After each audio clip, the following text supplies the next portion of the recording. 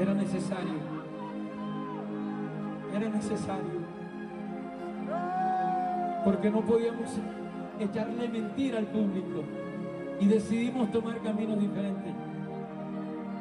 Pero nos reencontramos con el mismo amor, la misma gana y la misma pasión.